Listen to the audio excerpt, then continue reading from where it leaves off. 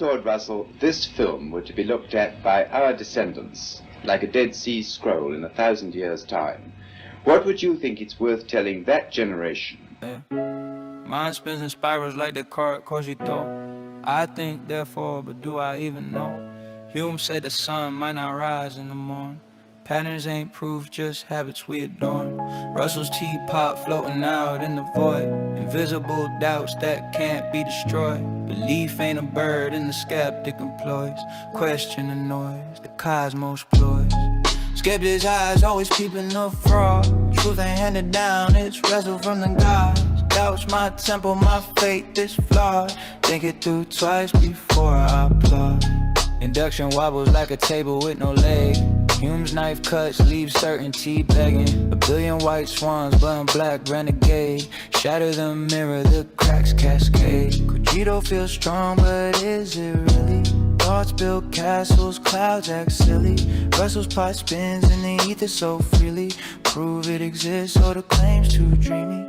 Am I the dreamer or the dream in the show? The car wrestled devils, still didn't know. Faith and senses, they play tricks on a low. Truth's a mirage in a desert of woe.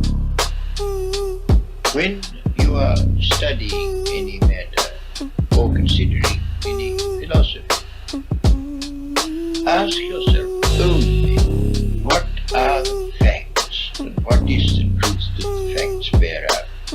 Never let yourself be diverted either by what you wish to believe or by what you think could have beneficent social effects if it were believed. But look only and solely at what are the facts.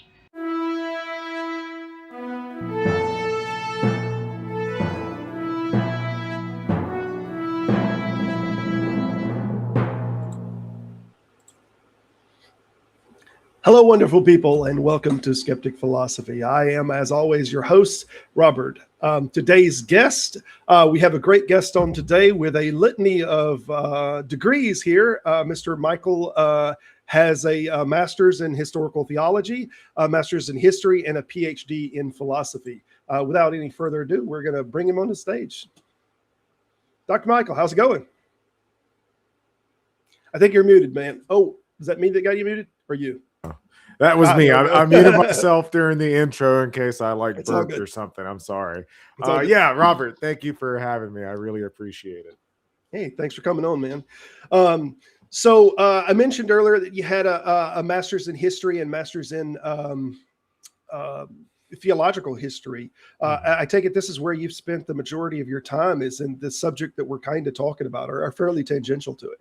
Yeah, it's very closely related. So I started off with a BA in philosophy. I was actually considering at one point a career in the ministry, considering going into the ministry, hence the historical theology.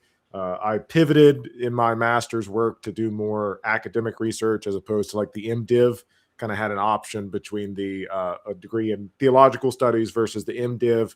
Did the theological studies, but my interest was always kind of loosely, broadly, what we would call the history of science, but specifically in how the history of science relates to the history of theology, Christian theology. Sure. So for my historical theology degree, the focus was I was very interested, still am, in how modern science, specifically Newtonian thought, the theological assumptions that were kind of evident there. I did a lot of work with, there's a debate that happened between a British philosopher named Samuel Clarke and the German philosopher Leibniz. They had a little spat back and forth. I was really interested in what that could tell us about how more scientifically attuned Christian thinkers at the time were thinking about God's relationship with nature. And then for my history degree, I became a really big fan of the historian of science named Ronald Numbers, who studied, he passed away actually not too long ago, but he studied a lot of the history of creationism in the United States. He's got a fantastic book out there called The Creationist, if you're interested in the history of creationism. And so I focused on the reception of Darwinian thought in the late 19th century American South. So Okay. lots of cool stuff. And then for my PhD, I kind of completely shifted gears. I am studying a French philosopher named Gaston Bachelard. And what's interesting, one of the things that I think is very interesting about him is he's kind of writing at the beginning of the 20th century, and he played a really big part in these debates that were happening in early 20th century France about Einstein's theory of relativity and kind of what that meant and what it means, I guess we should say. Yeah. We already got some questions. We're going to start rolling, but we're going to try to keep them to the end of the show. But fantastic. So quite a pedigree in the subject of what we're talking about for sure. So very happy to have you on. That said, where do you want to dive into this? Yeah, you had a video you want to put up, or do you want to start on a particular subject of this? Yeah, I guess I can kind of introduce it broadly. The video I'm going to play is by the Christian apologist Stephen Meyer. If any of your audience have probably come across a couple of his videos, I'm sure they have. Yeah.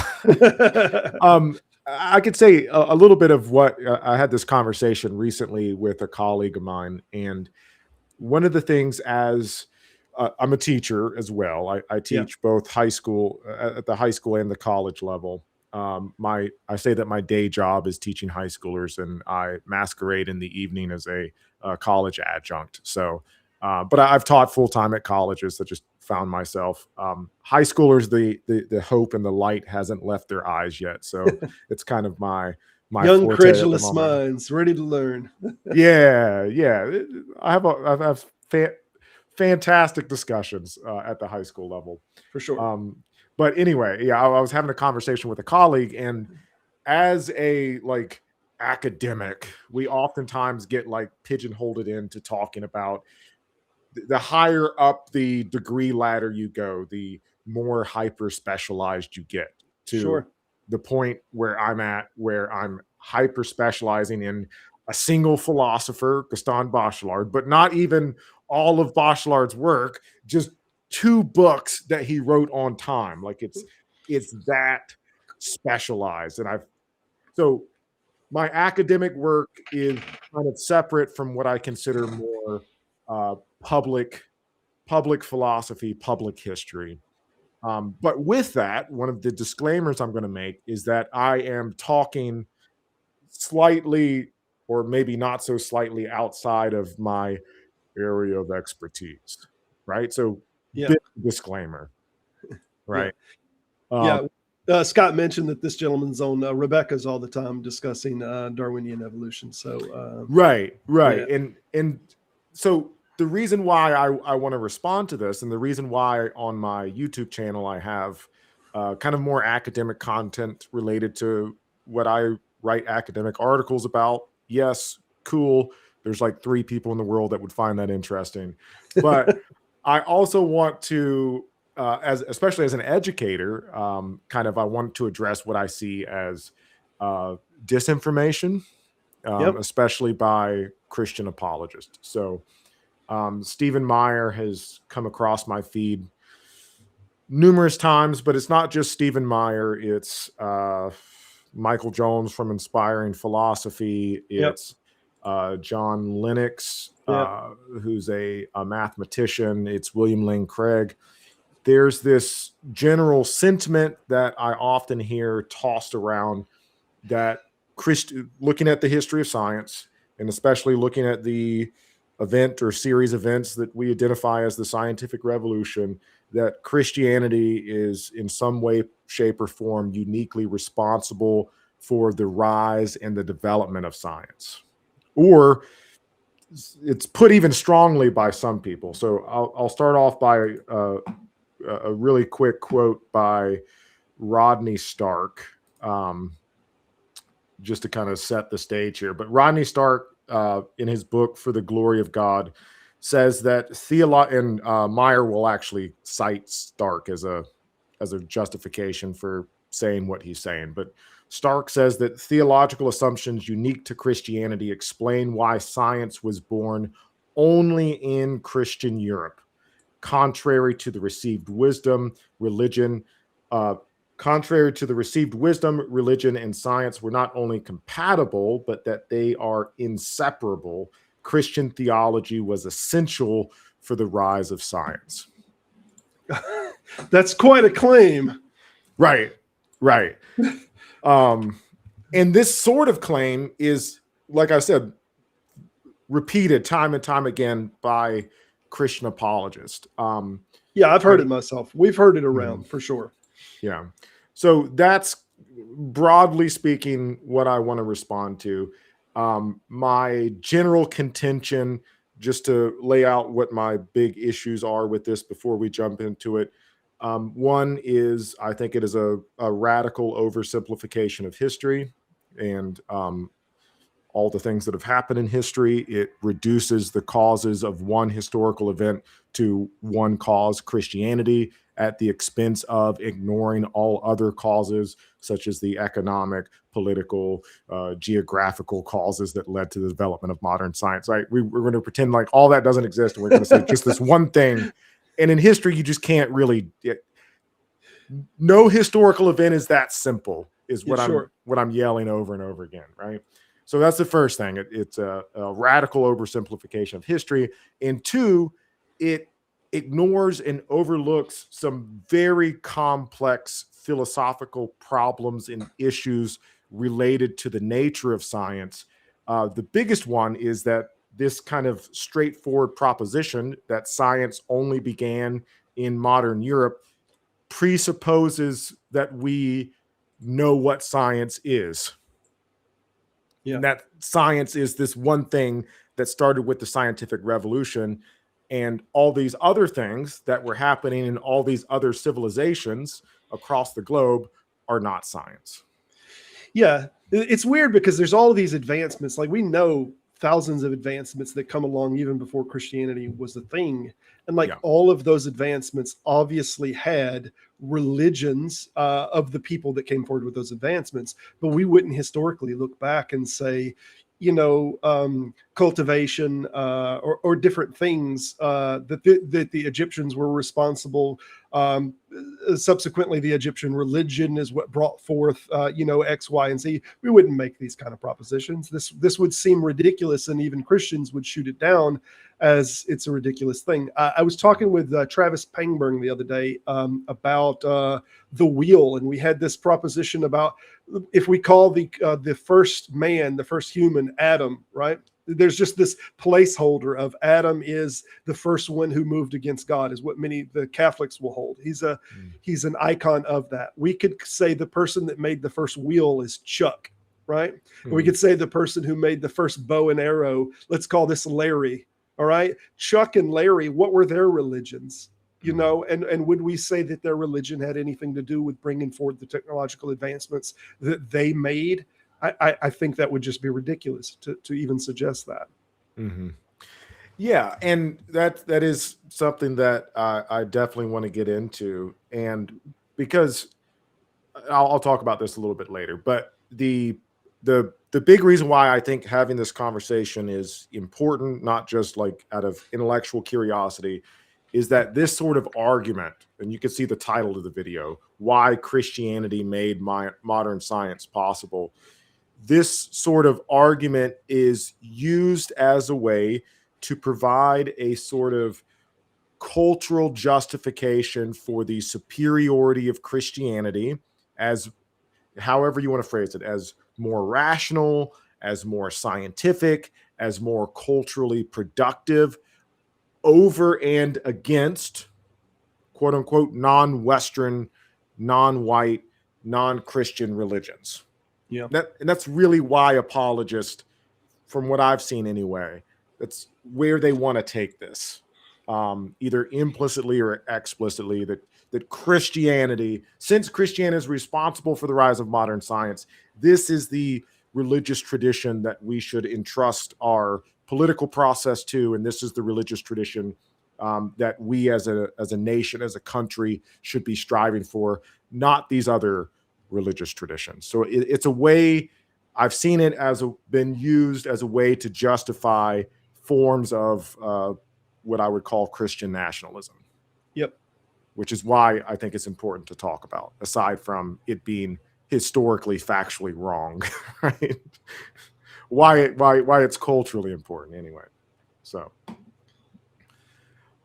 I could go ahead and share the first part of the video if you want. Absolutely. Let's kick it off.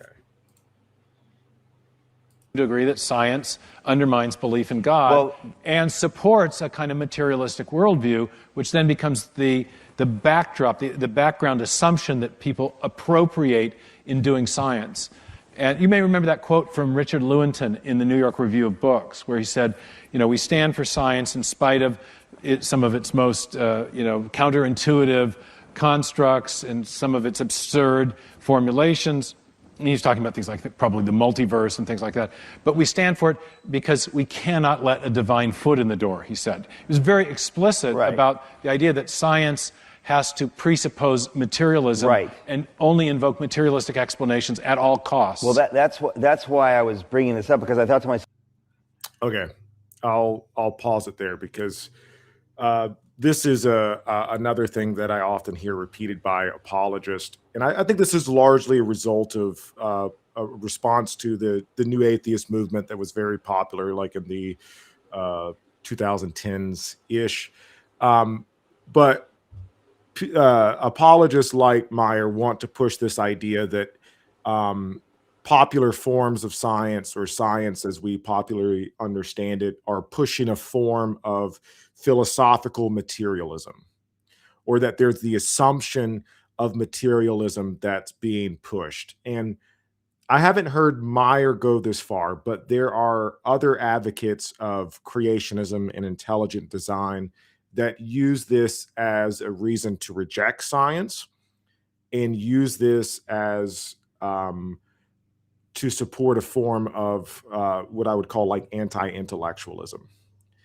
Yeah, and I've heard this before, that there's this assumption of the thing is, we might be able to say something like there's an assumption that causes our material. Maybe there is something of an assumption of that, because we don't have an example of a non-material cause, right? Mm-hmm. And that's why, yes, if we could say all the inductive things that we have seen are caused by natural physical things, then that seems to be just the way to if we're going to assume anything, we have to kind of assume more of the same. Yes. So how I would phrase this is that science is the form of science that we see today assumes a form of what philosophers call methodological naturalism. And methodological naturalism is the position that events, phenomenon, observations can be explained by appeals to natural causes or physical laws, is all that means. And in that sense, Meyer is, if that's what he means by materialism, sure, that is what science assumes nowadays. But historically, I think it is important to point out that science has not always assumed that. Oh, absolutely. Absolutely. Yeah, that there are some key examples that we can point to throughout the history of science, of scientific theories that did not presuppose naturalism. And I think this is important to understand, because it's that modern science has come to assume methodological naturalism as the operating factor in the scientific method, largely out of the pragmatic reason that it works. And not because all scientists are evil atheists that want to destroy religion, right? This is assumed because it allows us to keep doing science, and it allows us greater and greater accuracy with scientific measurements, and it allows for greater and greater advancements of scientific technology.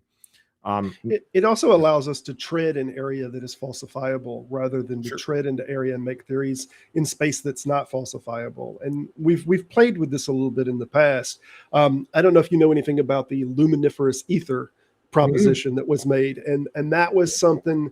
It's an ether thing, but it was we originally thought there's no good way to falsify this until they kind of come up with a test, that they were going to absolutely solidify and prove that there is some ether by which that light moves through that medium, right? Yeah. And instead the tests proved to be not the case, and we Yeah. kind of go of that. But that is like, we have to operate in a field of falsifiability, and many of the things that they're talking about that's outside of natural things, like they're in a space of non-falsifiability. So how can we even call them science if we can't test them or put measurements against them? Yeah, that's of course Popper's idea of falsifiability is a big distinguisher between science and pseudoscience. I think it's an incredibly important thing to keep in mind. But yeah, and so to push back against how Meyer's framing this, one is to say that science has adopted methodological naturalism not out of any philosophical predilection towards atheism or materialism, but out of a pragmatically, it just works in explanations. It works better. Two, historically, there have been scientific ideas and theories that were inherently non-naturalistic. Big examples of this would be Aristotelian physics, which employed ideas of teleology in its scientific explanations. Galen's medicine was non-naturalistic. More modern examples would be like early 20th century vitalism, which argued that there was this like inherent life force in organisms that animated life. Mesmerism, Jungian psychology would be examples of this. More contemporary examples would be Meyer advocating for intelligent design, or there are philosophers out there that are arguing for forms of like panpsychism, that if those aren't scientific ideas, but if they become incorporated in scientific ideas, would be non-naturalistic, to throw some counter examples out there. But yeah, and that's not to say, I mean, I think there is something to be said of the fact that methodological naturalism works so well. And that methodological naturalism, I think can lay the basis for forms of ontological naturalism. Ontological naturalism arguing that the only entities or beings that exist are natural entities as opposed to the supernatural.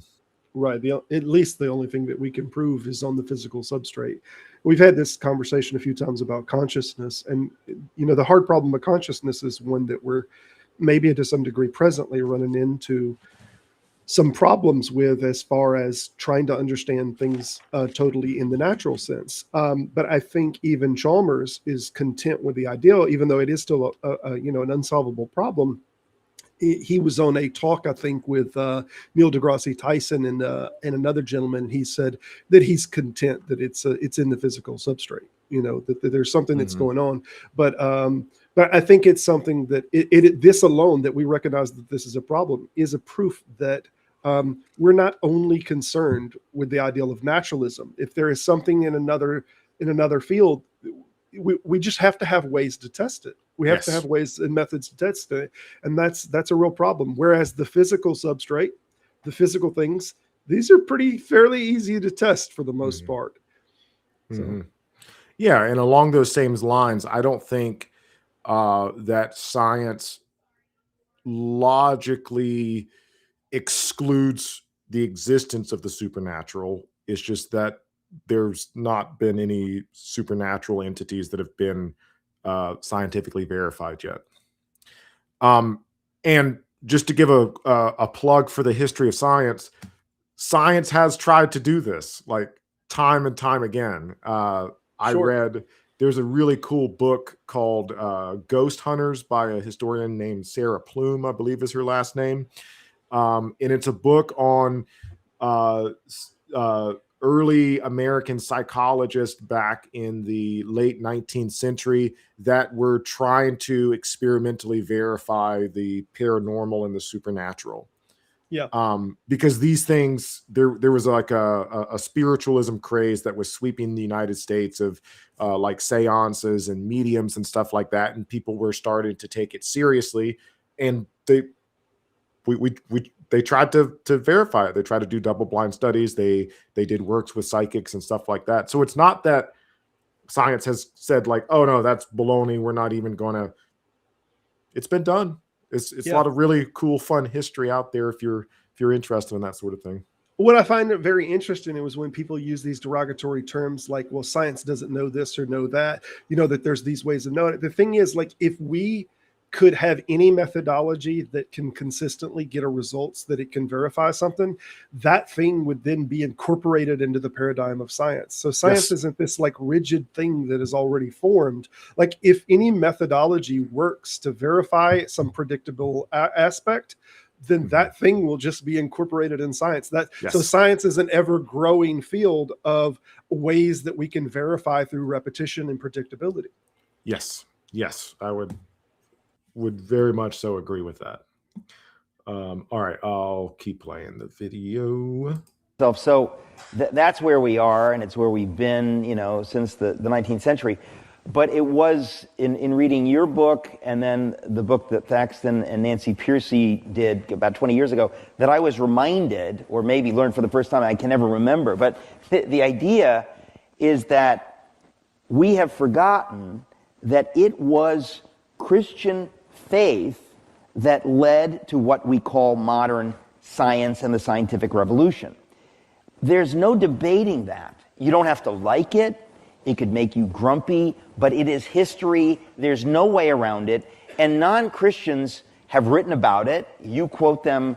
Joseph Needham. In your book, Alfred North Whitehead. I mean, many of the leading historians, Herbert Butterfield, leading historians and historians of science in the 20th century. Okay, so a couple of things here. First of all, Albert North Whitehead wasn't a historian of science. Not even a historian. He was a philosopher, right? with a background in mathematics. Whitehead did think that Christianity played a role in the development of science. That part is true. But a contemporary historian writing in the field of the history of science would not cite Whitehead as a authoritative source. They might do research into Whitehead because he's writing in the early 20th century, but he's not a leading historian of science. Just to throw that out there. And this is where it gets complicated, and this is why part of the reason why communication about science, communication about history, communication about philosophy, this is why it is not problematic, but this is why it's complicated. Because Meyer mentions Joseph Needham, who is a very well-credentialed historian of science. Needham focused especially on the history of science in ancient China, especially. And he wrote this book back in the late 60s, I think it was, called The Great Titration. And Needham is known for what's become known as like the Needham paradox or the Needham question, which is essentially if ancient and medieval Chinese civilization was so technologically advanced, ancient China is credited with the development of the compass, the magnetic compass, paper technology, gunpowder, right? All Francis Bacon would actually cite those as like the three great inventions of science up until that point. If ancient and medieval China was responsible for the development of these technologies, why did the scientific revolution happen in Europe and not in China? And this is an interesting question. And Needham wrote, it's a dense book. It's like 600 pages. It's very thorough. Meyer cites Needham as saying that science arose in Europe and not China because of Christianity. That is not what Needham says. Needham never explicitly makes that claim. He attributes Christianity as one of the cultural influences that helped European science to emerge, especially drawing from the tradition of Christian universities and of Christian scholasticism, which trained people, a group of scholarly class, how to read and write. Yes, but that's one out of multiple causes that Needham identifies in his 600-page book, right? Only a small piece of the book is about Christianity. Yes, Christianity was a cultural influence. Obviously, medieval Europe was 99.9% Christian and was structured, had Christian institutions like the university. But more, Needham also emphasizes the differences in like social organization between medieval China and medieval Europe.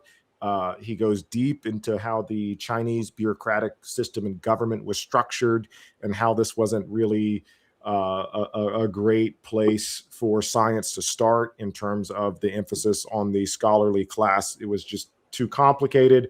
But Needham's big reason for why science exploded in Europe and not in China actually has more to do with the economic situation that was happening at the turn of the 15th and 16th century, specifically European colonialism, the political fragmentation of Europe in the 15th century that led to all of these European nations competing with each other economically for more and more resources. Science became a tool for empire. Yep. It's not Absolutely. it's not a search for, it's not this like pure-hearted search for understanding nature. It's no, we need to map out North, Central, and South America because we want to take it over, right? Yep. And we need to figure out how to correctly do longitude and latitude, and we need to make sure our compasses are very accurate in their predictions. We need to know how to correctly put together gunpowder in order to put it on our cannons and our ships. Like, it was very much so tied in with the political, cultural, expansionist ideology. right. Yep.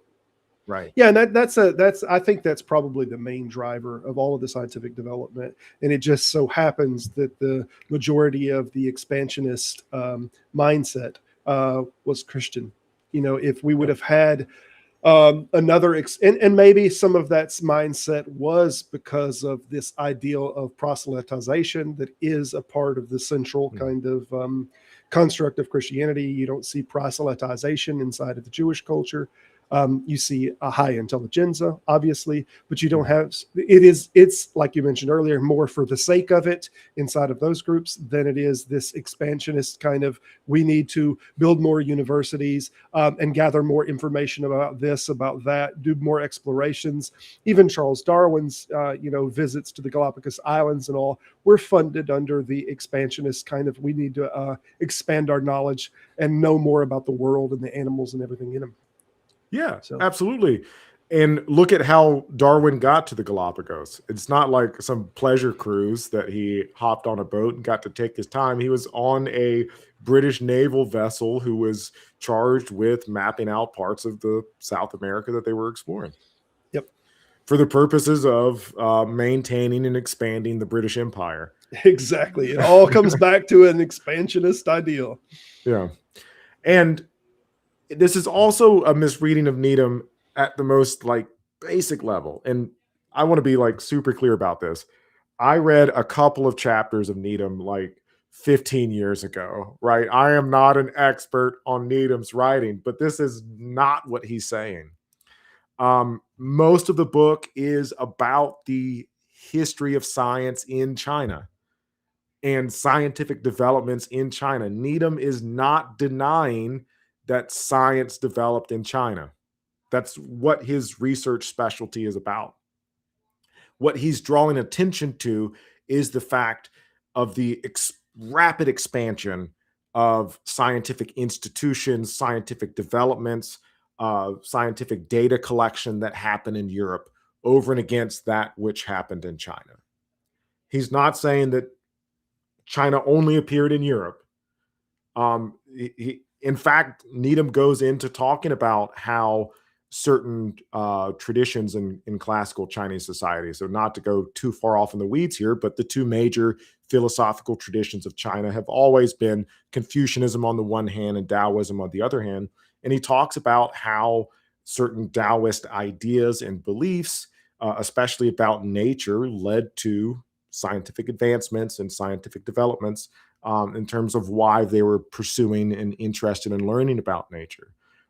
Meyer completely ignores that and uses like a very small piece of Needham's claim to justify his much larger claim, to give the impression that major historians of science agree with him, and they do not. So I think it was just Needham and Whitehead that he mentioned. Did he mention somebody else? Butterfield, Herbert Butterfield. Butterfield. Sorry, No, you're good. Butterfield did think that Christianity played a large part in the development of science. That's not a misquote. But Butterfield's writing in the early 20th century. Butterfield is not a contemporary. He died over 50 years ago, right? This is not a contemporary historian of science. And this is, I bring that up to say that this is a common apologetic tactic that I see, where one aspect of an idea is picked up on and presented in such a way that is, it's not opposed explicitly to the scholarly consensus, but it's not the scholarly norm. Yeah. If that makes sense. Sure. It reminds me of the coffee. The coffee claims that coffee causes this, that. Now, I don't know if you remember this. This is 30, 40 years ago. There was lots of causations attributed to coffee. There was these studies about success, financial stability, and all these different things in coffee. And many of the people who drunk coffee tend to be more financially successful, tend to be more this, that, and the other. So then there's this association, A causes B, right? That drinking coffee causes. And the reality of it is there's other factors that are causing both A and B. People wake up earlier in the morning, they tend to be more successful, and they also tend to drink more coffee. And what's going on here, it seems to me, with the expansionist ideology, is something that expansionism in Christianity has been sewn at the hip to some degree. And these expansionist ideas of expanding their empire are connected in Europe, and so is Christianity as their religion. And the expansionism is driving the scientific development, but Christianity is kind of along for the ride. And then there's this, oh, well, Christianity is causing this. And it seems no different to me than to saying coffee is causing financial success and health and this, that, and the other. There's another factor that's causing both A and B. It has nothing to do with A causing B. So, yes, I would agree with that. And I think part of the another reason that apologists like Meyer are picking up on this is because there was a very prominent narrative that was at play in the late 19th century, especially by the historian William Draper and White. And this was what's known as the conflict thesis. And this is the idea that science and Christianity are inherently opposed to each other, and that the history of science and Christianity is one of conflict. It's a history of Christianity trying to suppress, repress, or delay, hinder scientific development, achievements, technological progress, what have you. The paradigm example of this, of course, is like the trial of Galileo. But this was overemphasized by historians over 100 years ago to draw attention to conflict.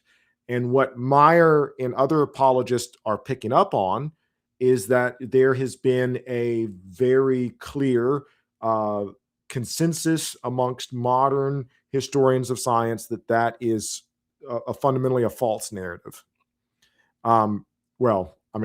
Since the 1960s, historians have overtly rejected all forms of meta-narrative, that being a form of meta-narrative. Different story for a different day. We don't have to talk about postmodernism. But that narrative is false, because all meta narratives in history, you can always find counterexamples to. Sure. And there are numerous counterexamples to that. And so apologists like Meyer take that and go to the opposite extreme being the opposite meta narrative, that Christianity is somehow uniquely responsible for the rise of science. But that meta narrative is also false, because all meta narratives are false in history. So, just wanted to throw that out there too. The only thing, if there's a meta narrative that seems to have any validity, it's that a religion has certain tenets and ideas that they try to hold on to, perhaps more desperately than they should.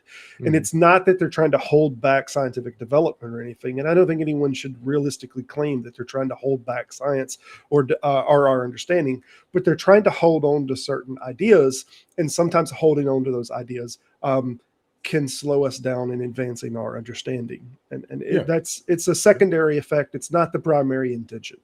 Right.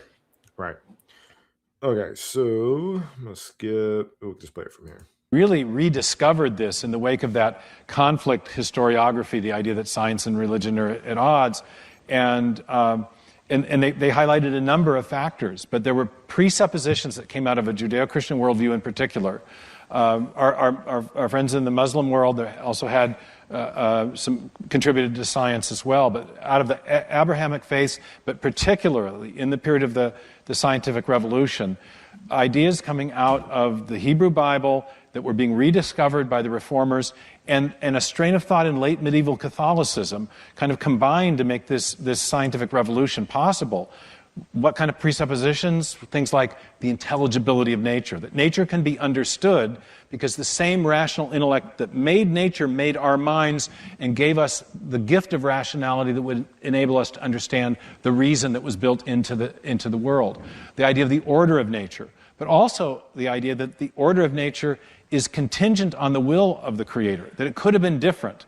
There's a lot. I used to use a paintbrush to illustrate with my students. You got 15 different kinds of paintbrushes. They all do the same basic. Okay. I wanted to pause it there as well. So Meyer mentions the idea of principles derived Judeo-Christian values. I want to point this out because it's almost like a dog whistle that I hear apologist as well as more like right-leaning talking heads on the internet.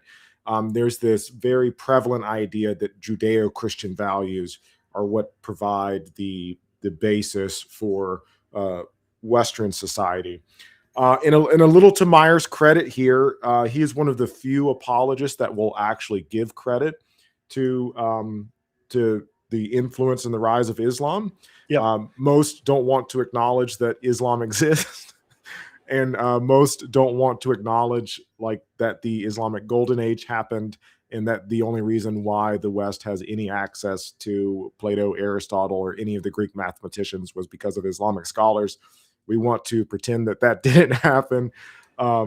Meyer does acknowledge it. I've heard other apologists, especially like Michael Jones. Hey, I wanted to mention something on this. I've never seen any apologists actually mention it until Neil deGrasse Tyson did a video where he talked about it, and he talked about this subject that we're talking about presently. I don't know if it was on a TED Talk or what it was on, but it was several years back.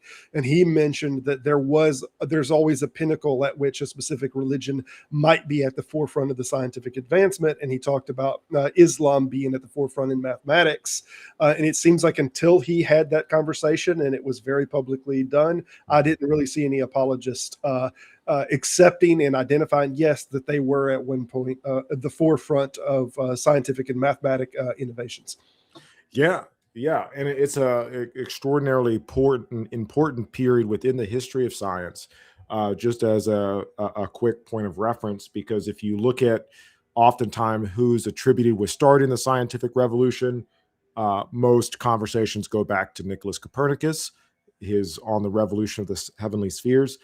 Copernicus cites, I think it's like 5 or 6 different Islamic scholars that help him develop his star charts and that help provide the sort of mathematics that were needed in order for Copernicus to lay out the ideas that he wanted to lay out. So I wanted to give Meyer at least a little. He says our Islamic friends, but then goes on to talk about Judeo-Christian values. There's a very oftentimes latent form of Islamophobia that's especially present in Christian apologetics in our post 9/11 world, but did want to call attention to that. So Meyer says essentially that there are these theological ideas that made the scientific revolution possible. And then he talks about them: the intelligibility of the universe, the assumption that there's some sort of like rational order. This is one of those things that I've heard repeated again and again and again. There is not a lot of historical data to suggest that the early people of the scientific revolution, Copernicus, Galileo, Kepler, Newton, that their ideas were dependent upon these theological assumptions. The big exception is Newton, who I'll come back to. But if, and I'm not trying to like, you can go read this stuff for yourself. Start off with Nicholas Copernicus. Copernicus was a canon of the Catholic Church. He was a deeply religious person. But Copernicus's argument for heliocentrism had zero to do with his theology, his theological beliefs. And I am not aware, and I'm not an expert on Copernicus, but I am not aware of any historical evidence that would suggest that Copernicus reached his idea because of certain theological beliefs. Kepler did reach some of his astronomy beliefs, but he was also a Neoplatonist. And a lot of his ideas about the motion of the heavenly spheres had to do with his sense of cosmological harmony and the music of the spheres. That was more so an idea that derived from Neoplatonism, which was a big influence in medieval thought. But two things that I would push back against Meyer's presentation here. One is the idea, and this sounds very counterintuitive, but one is the idea, I think he's overemphasizing the distinctiveness of what we're calling the scientific revolution. The scientific revolution as a historical event. And it might sound weird because of the name scientific revolution, but the scientific revolution was not a revolution in the same way that the American Revolution was a revolution, or the English Revolution was a revolution, or the French Revolution. Not that kind of revolution. Yeah. Not even quite like the Industrial Revolution. Nowhere near Industrial Revolution.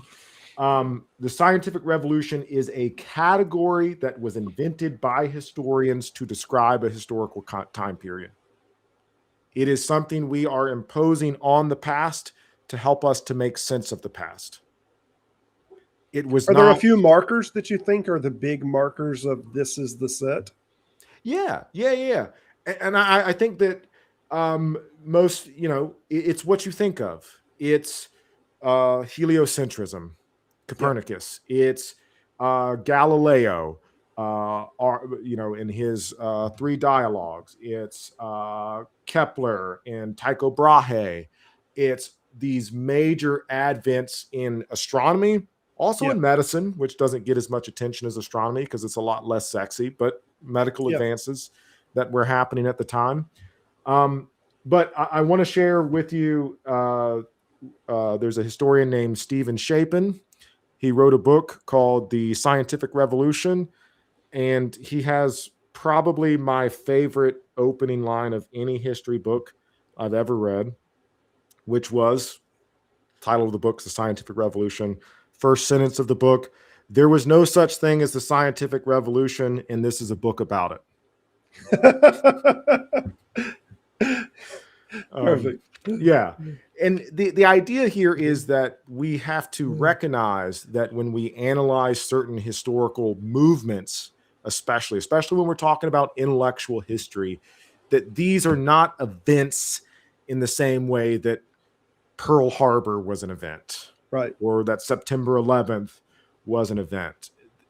Because revolution makes it sound a lot more exciting and groundbreaking than it was. There's a book called The Book That No One Read, and it's about Copernicus's on the revolution of the heavenly spheres. And this historian tracks the fact that there were roughly there was like less than 200 people in Europe that actually read on the revolution of the heavenly spheres.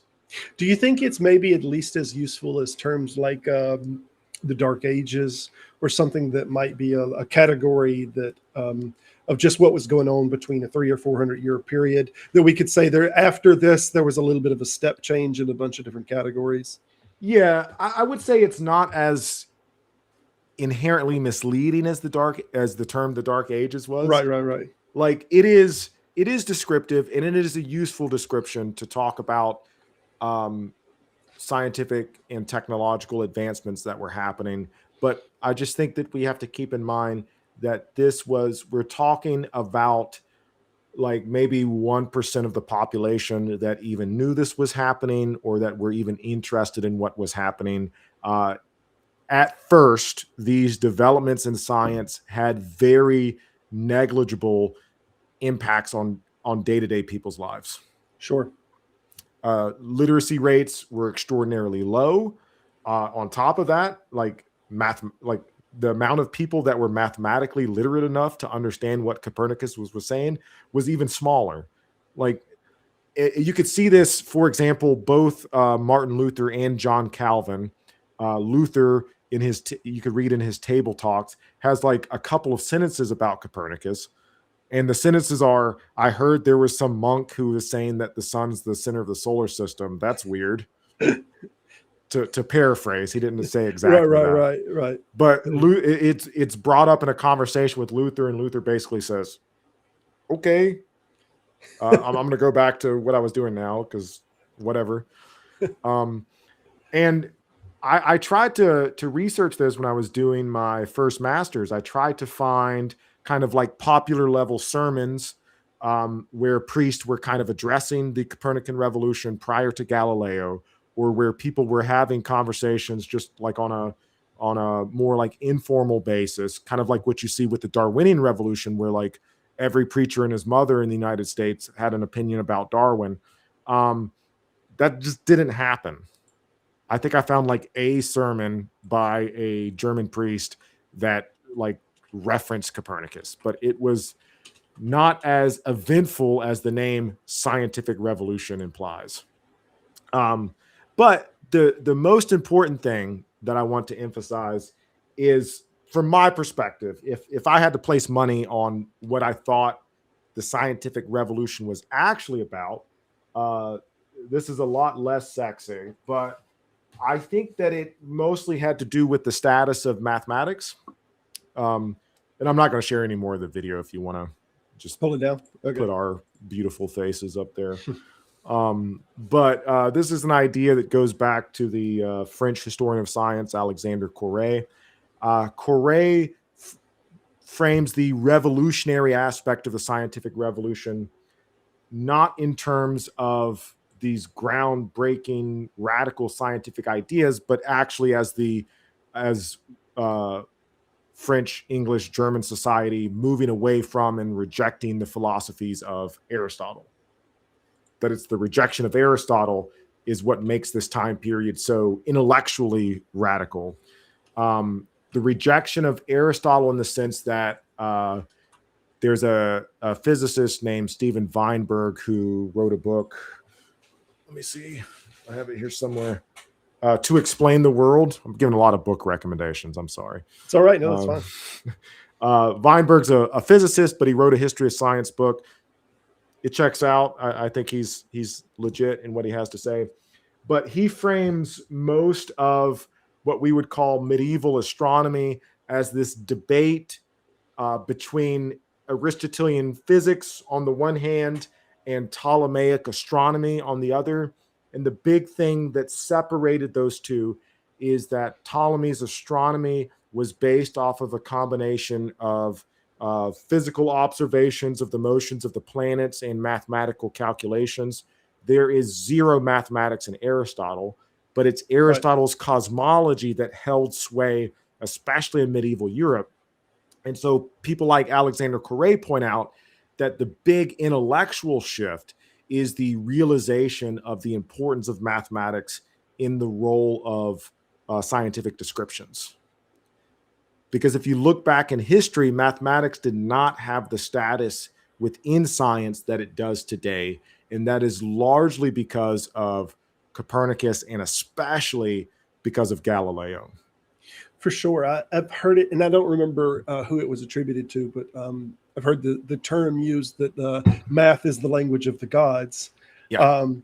Which is if that's not a shining star on behalf of mathematics, then I don't know what is. For anyone to say that and it'd be promoted inside a scientific setting, that it lets you know, like, we can't do science with instrumentation anymore without mathematics. There's just no science without mathematics. It's a pillar. Yeah.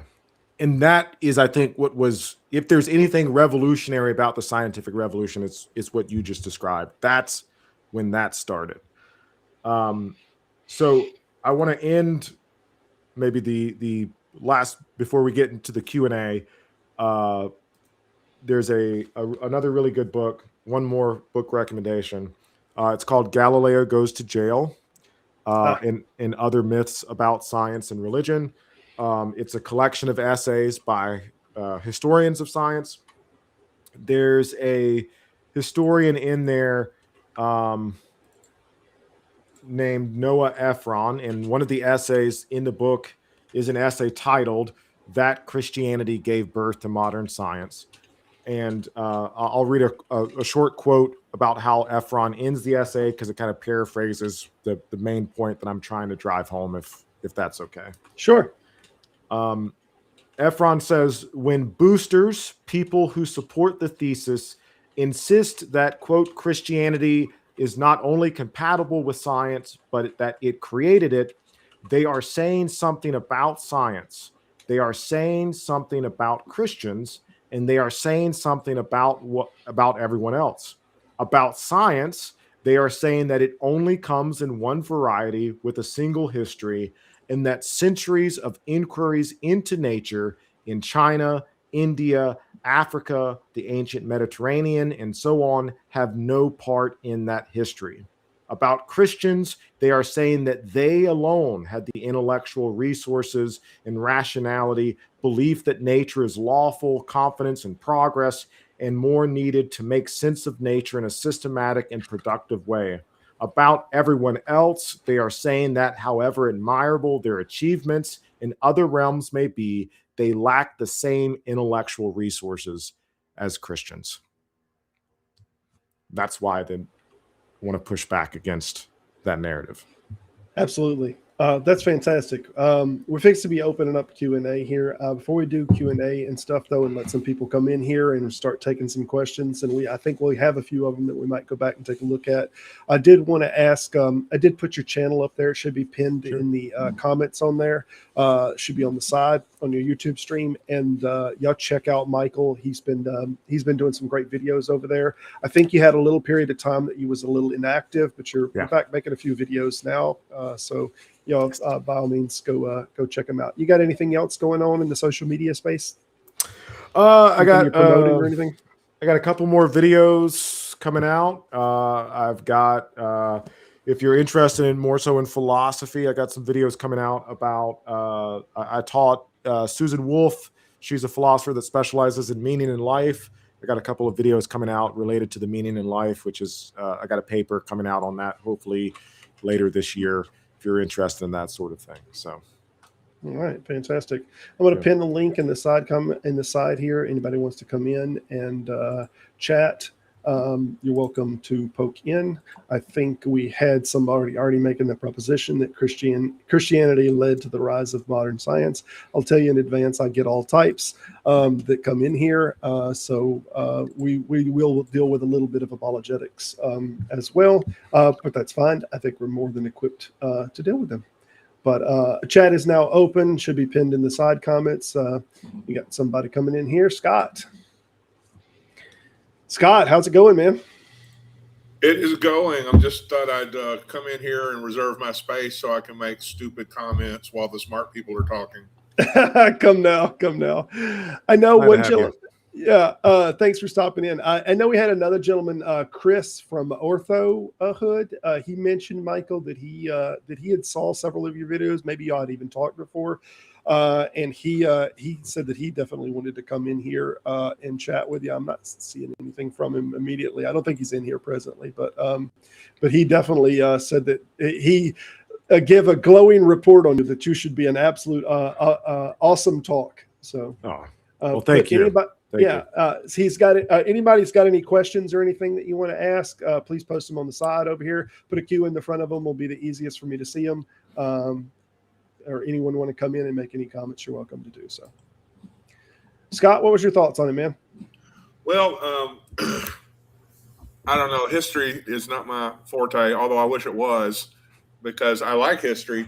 But people, when they argue from history, will always bring up claims, and if you're honest, you go, I don't know, I need to research this, and so you can't really have a meaningful. It seems like a meaningful discussion on YouTube about history and science and Christianity, how it relates to secular movements and things like that. You'd have to go away and then come back and discuss it. And then the Christian will make another claim, and you'll have to go, I don't know. I have to go. So I'm really glad somebody who's an actual historian of types, of that type, is here. Now, I did have a question about Cornelius Hunter. If we want to add to that, I wonder if you've ever heard of him. I have not, but history is a big subject. There's a lot of people I haven't heard of. So enlighten me. He's not a historian, I don't think, but he claims he's one of these guys that he hates evolution, claims to debunk it, and goes and I picture him in a room with a picture of Darwin and Richard Dawkins and other things, papers maybe on the wall, and these red yarn going from one to the other. But his claim is that evolution in its roots is primarily theological. When you're doing evolution, you're doing theology. But the historical premises on which he bases that, I can't really address without doing a ton of research. And then it often comes out to be research in how is this person quote mining another historian or something. So I just didn't know if you've ever seen the guy do his thing with like Rebecca Davis from Examining Origins on YouTube or not. Okay. Mm-hmm. Well, then I was hoping you would do all the heavy lifting so I wouldn't have to. But I guess No, I haven't heard of him, but there was this is a little bit of a throwback. I can't remember the guy's name. It's Philip. I want to say like Philip Johnson. He's like Philip Johnson, a lawyer. Yes. In the 90s came up with the wedge strategy. Yes. Okay. Yes. He made and it's been a while. I apologize. I'm probably going to get some of this wrong, but he made the similar argument that evolutionary theory is more so a philosophical claim than it is a scientific claim. But I have not encountered that. Now, I've not been doing a lot of philosophy of biology or looking into the intelligent design movement. I've been out of that world for about 10 years now, so I'm not as up to date on it as I am other parts. But it's just as garbage as ever. Well, they kind of lost the major legal battles when they were trying to push intelligent designs in schools back in 2005, 6-ish. I remember that. But that didn't stop them. But it gave them a major blow in the credibility. They have to go, ha, ha, ha. How can a judge determine what's science or not? They have to kind of play that game and everything. But have you encountered that new Discovery Institute movie that I think has been in the theaters about science? Okay. Well, should I check it out? Would it? Well, I don't know. I haven't seen it. I don't really go to the theaters and spend money on it, but I'm just looking to hear the buzz about it, reactions to it, and I haven't quite yet. Yeah, I don't know if I would pay money to support them. I might rip it off the internet when it becomes available online, but yeah. We got a question coming in here from Ed from the Rabbit Atheist channel. If we added Arabic scholarship to the mix of science, how would that narrative change? Yeah, that's a great question. You said it's Ed or? Yeah, this is Ed Ed. from the Rabbit Okay. Atheist. I just happen to know his name. Okay. Yeah, thank you, Ed. I think that's a fantastic question. Yep. So that's a big, I'll do another book recommendation building off of Ed's question, because the movement that we've seen in scholarship, broadly speaking, in the last 30 years or so is to contextualize the history of science in a global perspective to make it make more sense. So how would it change the narrative? That's what we're seeing happening now. I would recommend the historian James Poskett. I'm not sure if I'm pronouncing his name the right way. Let's see if we can get that. There we go.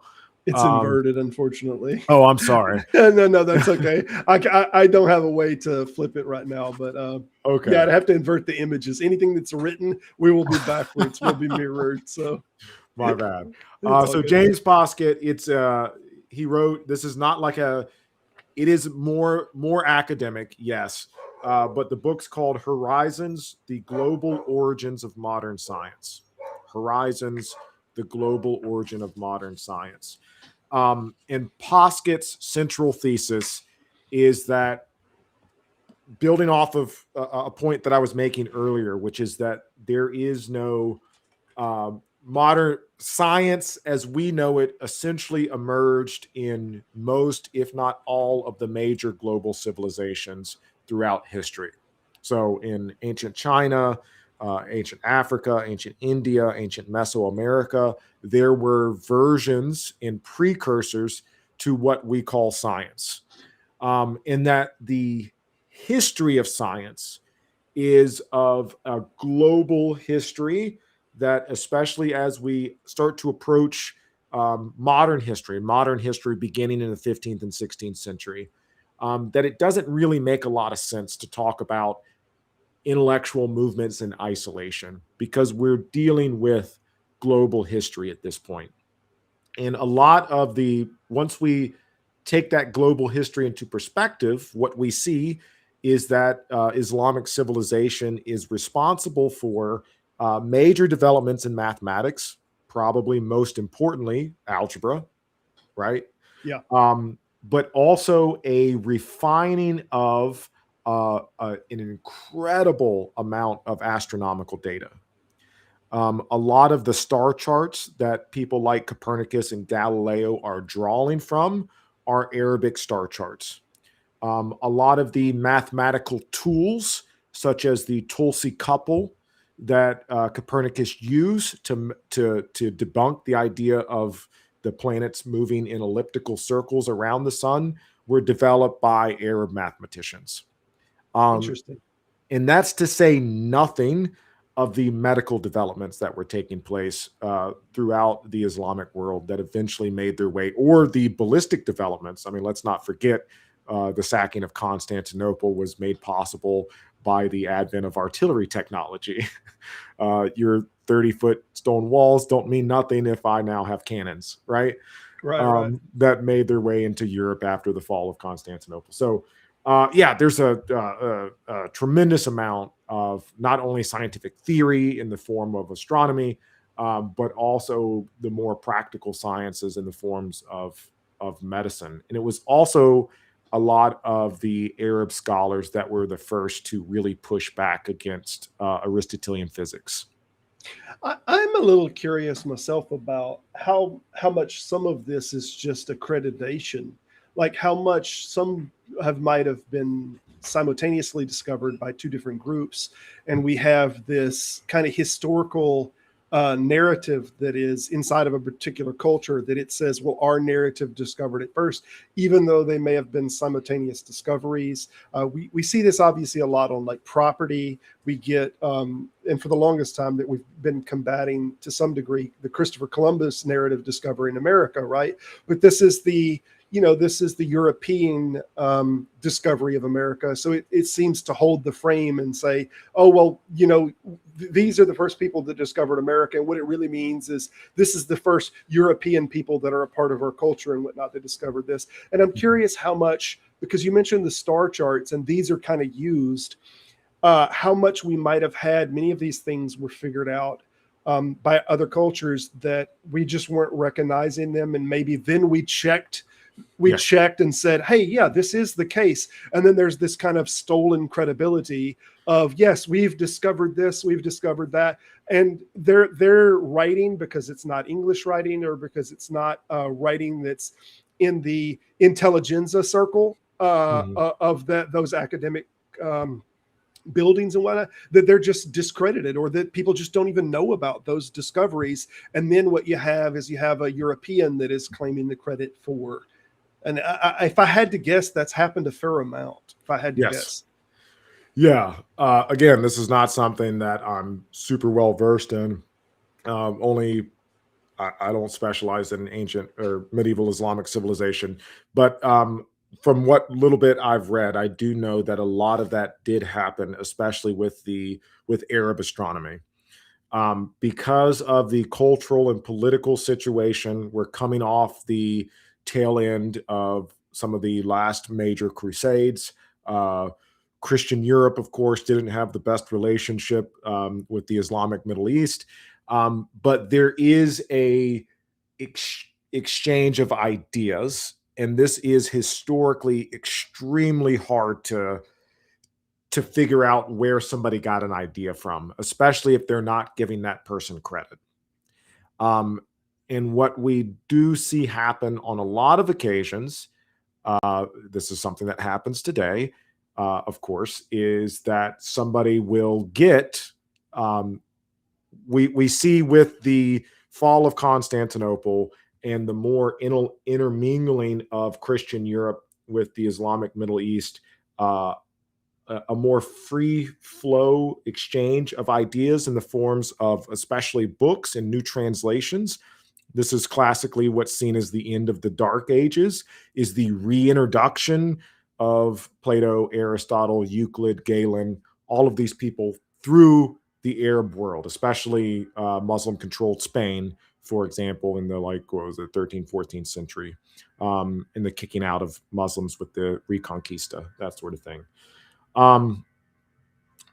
People like Copernicus do cite Muslim scholars, but there's still work that's been done by historians that suggest that maybe more of the work is to be attributed to Muslim scholars than Copernicus is giving them credit for, because it was still would have been very unpopular to be a European astronomer in the 15th and 16th century and to admit that a lot of your data or calculations are coming from Muslims. Sure. And I mean, I don't think it's just a particular targeted group that they're trying to steal information from. Right. Anywhere they find information, and that information is like a separated culture. They know when explorers and whatnot that are in a particular field of understanding, whether we call it the scientific field or not, if they're in a particular field and they're gaining information from a new culture that they know, like we're a combatant with or whatnot, taking that information and saying, hey, I'm the first one to kind of, that's, they know they can get away with it. Obviously that wasn't the time of the internet. So they definitely can get away with it. Yeah. And a big example of that, that Poskett talks about, is the amount of medical information that the Spanish took from the Aztecs. Oh, there you go. Yeah. The Aztecs had a very extensive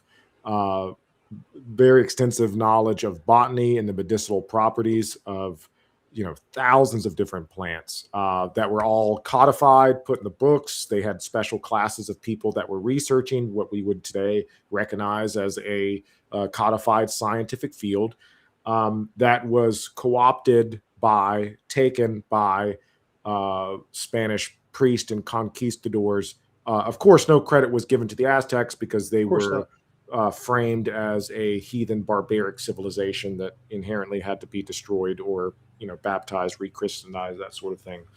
But there was an explicit attempt on the part of the Spanish to not recognize the intellectual contributions of the Aztecs, even though they were, just from exterior appearances, an extraordinarily advanced civilization, especially considering the fact that Tenochtitlan was one of the most populous cities on earth. They had like floating gardens. They had very advanced knowledge of medical sciences, of astronomy. They were building, they were an amazing civilization. But all of that, what's interesting that Poskett talks about is the fact that you start to see at the major European universities, especially, all of these botanical gardens that start to pop up after the Spanish conquest of the Aztecs. So it's clear that they're taking that knowledge, but they're not, of course, not giving credit to it.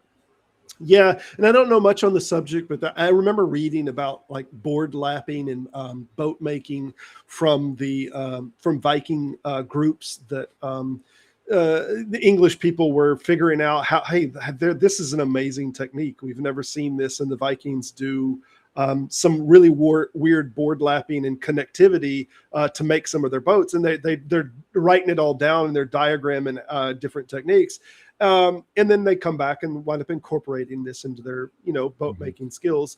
So yeah, I think this is when you have a bigger culture that is, you think of Rome, Rome, this goes all the way back to Rome, way before Christianity came about. They're taking all of these different techniques as well. And they started making their first iron pipes and whatnot. I think they stole it from another group that was able to make pipes and actually move water throughout different cities. So yeah, I think when you talk about Europeans primarily, and yes, Christianity was their main thing, they're absorbing all different types of information into their group, and then they're documenting it. And now we look back and we say historically, well, all of this came about through Christianity. And the reality of it is many of these things probably didn't even originate there. It just got taken and folded into the paradigm of their knowledge. Yeah, absolutely.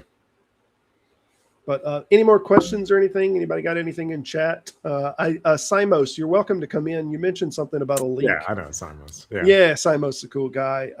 Thanks, just watching F1. Okay, he's messing with some F1 stuff right now. But he did ask for a link for somebody earlier. Okay.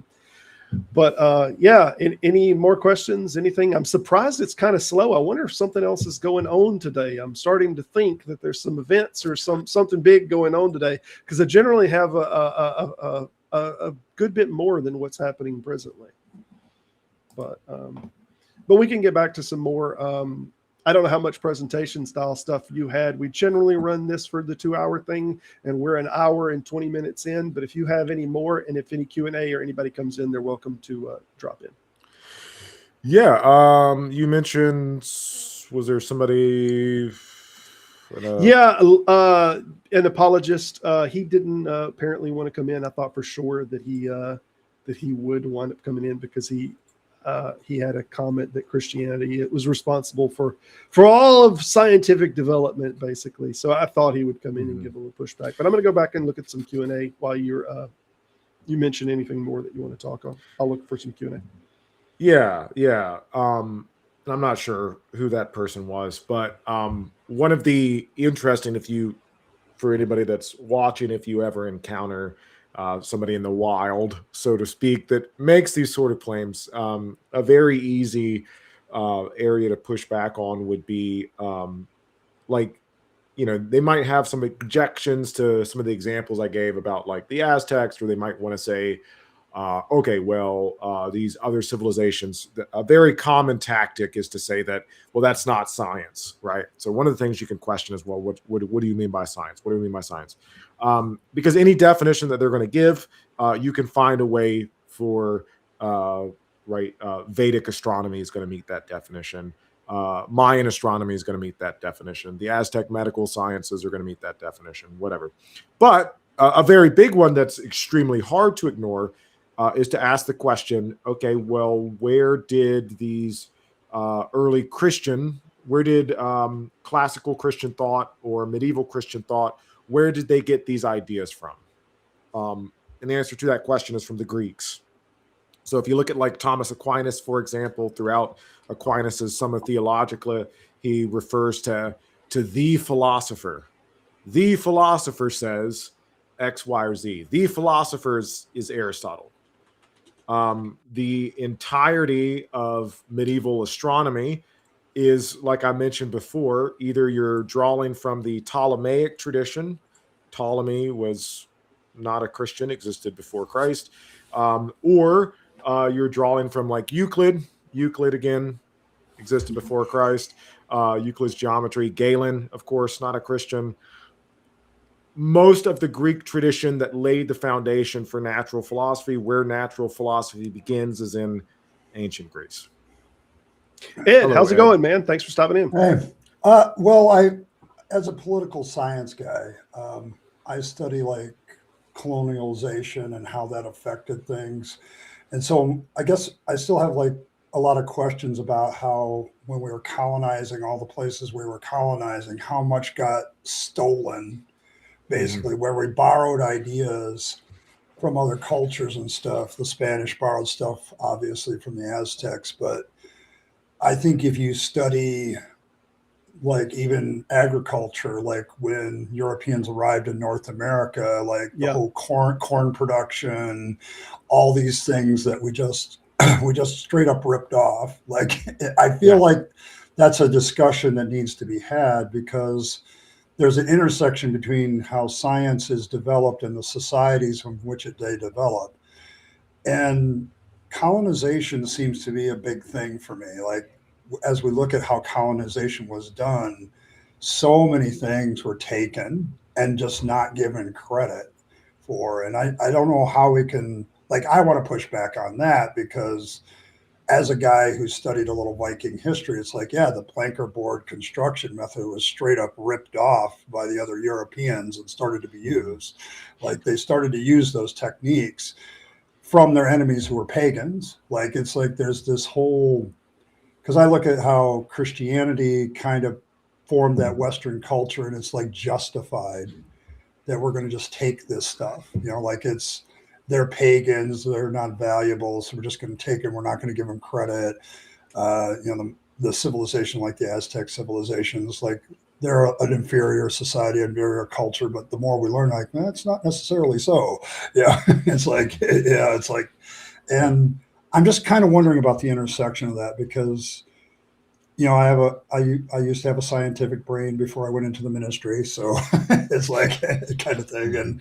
And so I'm trying to get back to that, thinking that way. And it's like, how much intersection is there? Like, how much of that exists is my question, I guess, at this point.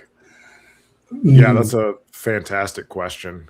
I would say that the rise of modern science is, I don't want to say all, I'm going to say almost, is almost inseparable from the rise of empire. Yeah. Okay. I think the two very much so go together for a lot of reasons. Speaking to your point, there was I'm trying to remember which book it's from. I've referenced like 6 books. No, it's okay. I've already ordered one. I've already ordered one you recommended, so it's good. Which one and was subscribe to your channel, the okay, Horizons. Oh yeah, Horizons. Yeah, I would highly recommend. I think it's from Horizons. There was, chapter 3 of Horizons called Newton's Slaves. So, and this kind of illustrates the point. It's not always a direct stealing of knowledge, like the Viking example that you're talking about, in which case we're stealing somebody's knowledge and then claiming credit for it or using it to our advantage, that sort of thing. It's that, yes, as is the example that you gave, is with the Aztecs, with North American civilizations, most of the agriculture that we take for granted. One of the things I like to do, Native American history is not my expertise. It's well outside of my expertise. Yeah. But I when I teach American history, I like to start off by talking about Native American history, which existed for 2,500 years before the arrival of Columbus, and major civilizations come and went during that time period that we still feel indirectly the impacts of. Like you were saying, agriculture is probably the biggest way we feel the impact with what we eat, especially I'm an American, especially with foods such as corn, beans, squash, chocolate, coffee, all the things that I literally eat or consume on a daily basis, right, are here because of Native American civilizations. But getting to the chapter on Newton's slaves, one of the less tangible ways that empire and science relate is similar to what we were talking about earlier. A lot of the Newton, I don't know if Newton carried out any of the experiments that he cited or relied upon for in his Principia for his development of the theory of gravity. All of these were done by, of course, he was a part of the British Royal Academy of Sciences, but with the help of the Royal Navy. And a lot of the times, kind of like with Darwin, these were like multi-use missions, missions that served multiple purposes. So it was not just a scientific voyage. It was, we're going to put this naturalist on board this ship, and this ship's going to do X, Y, or Z thing. In the case with Newton, a lot of the experiments that he relied upon to verify, for example, the curvature of the earth and the position of the sun, because, you know, they wanted to measure it from different parts of the earth, were done on board and because of slave ships that were transporting enslaved peoples across the Atlantic Ocean, which was, without, beyond a shadow of doubt, the most profitable industry that was happening between like the 1600s and 1900s, like not even close. So yes, to answer your question, science and empire, I think, even today, right? As I don't want to seem too like pessimistic about it, but I work in academia. I know how schools run. I understand like profit motives and that schools are essentially businesses. But even if you look at the sorts of what gets the most funding in science today, it's the sort of research that has the most directly applicable like technological development. Yeah. Sean Carroll talks about this, if you're familiar with the physicist Sean Carroll. One of the reasons why he started, I can't remember the name of his organization, but one of the reasons why he started his organization that researches the foundations of quantum mechanics is because you can't get funding to research the foundations of quantum mechanics. You can get funding to research like quantum computing, because that has a commercial application. Right. But no one's going to give you money to talk about the philosophical implications of quantum mechanics, right? That doesn't happen. History departments aren't bankrolled in the same way that physics departments are, for a very good reason. Is that Preposterous Universe the one you're talking about? Is that that's just a website of his, or he's got some sort of foundation. I can't remember the name of it. But yeah, I mean, check out Sean Carroll. He's probably one of my favorite public intellectuals out there now. I mean, he's a bona fide physicist, don't get me wrong, but science communicator, let me say that. Okay, yeah. We need those. Yes. Hey, we got some questions on the side that we have kind of skipped over and didn't answer. Wanted to try to catch some of them here. Is there a link between social, religious, and scientific epistemologies? Not sure how much you deal into epistemologies, but there seems to be fairly tangential to your field. Yeah. I don't want to sound like a stereotypical philosopher, but it really depends on what you mean by all those words. Let's not Jordan Peterson this thing to death. Yeah, no. I'll give an answer, but take it with a grain of salt. Sure. I say that to say, like, sure. Yeah, I would say yes, sure. Yeah. It depends on where we want to take that and what we mean by it. So is there a link between social, religious, and scientific epistemologies? I'm not sure what you mean by social epistemology. But I can give maybe some concrete examples of the way that religious epistemologies have influenced scientific development. One of the in most civilizations, and this again might sound kind of odd, but if you look at the ancient Mayas or ancient Aztecs or ancient Chinese civilization, there's not a strong separation between religion on the one hand and science on the other hand. Oftentimes, these things were deeply intermingled in a way that you can't clearly say that this is Aztec science, but this is Aztec religion.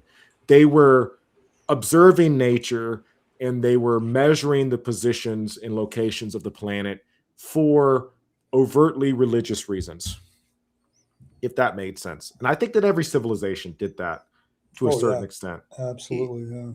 Even there's a big link between like the problem is we've kind of started to separate science from religion, but before almost every civilization like mixed the two. Like you have astrology had its astronomical type observations within it, and so you had this mix together. That's just one of like you had alchemy mixed with actual chemistry and things like that. So it's like there's always been this development in most civilizations of mixing religion because there is an aspect of religion of curiosity, a little bit of trying to figure things out, and in the process you make some good scientific observations along the way.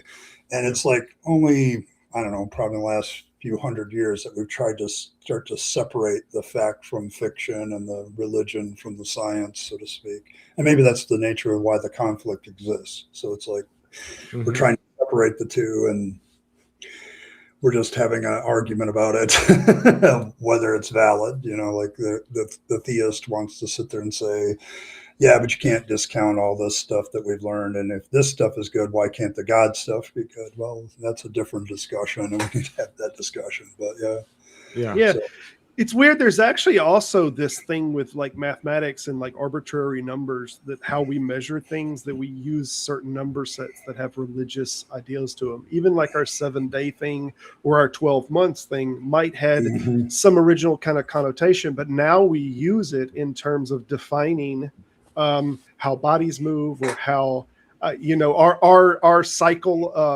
the Earth cycle. So now we've kind of married them in a way that we could have divided the months up in any way that we wanted to do them, but we did it with the 12, and we do these numbers with the 7 because they have these historical, social, and religious connotations to them, and it's why we pick them. But so now, like there are scientific facts in measurements that are using these number sets. So now there's a little bit of religion that's still even residually and we get it in the planetary bodies. Obviously, all of the planetary bodies, we still they have names that come from religious things. So yeah, they're still residual in when they were really married together. Yeah.